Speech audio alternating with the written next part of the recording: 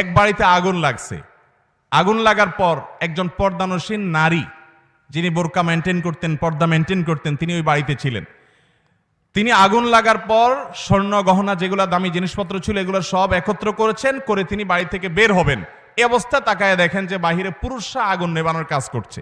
যেহেতু পুরুষরা আগুন নেভাচ্ছে, সেজন্য উনি আর বাহির না হয়ে ওই আগুন লাগা ঘরের খাটের নিচে তিনি যাই লুকিয়েছেন, যার কারণে আগুনে পুড়ে তিনি শেষ হয়ে মরে গেছেন। এই যে পর্দা করতে গিয়ে তিনি নিজের জীবনটাকে পর্যন্ত শেষ করে দিয়েছেন। পর্দা যারা করে তারা কত খারাপ, কত বাজে। এ হলো গল্প, এ হলো আপনার গল্পের নামে পর্দার বিদ্বেষ আমার সন্তানকে শেখানো হচ্ছে। ভাইরা আমার, আচ্ছা আপনি আমাকে বলেন, কোন বাড়িতে যদি আগুন লাগে, কোন নারী যদি সে আগুনের মাঝখানে পড়ে যায়, পুরুষরা আগুন নেভাচ্ছে, এই অজুহাতে কোনো মুসলমান নারী বের হবে না?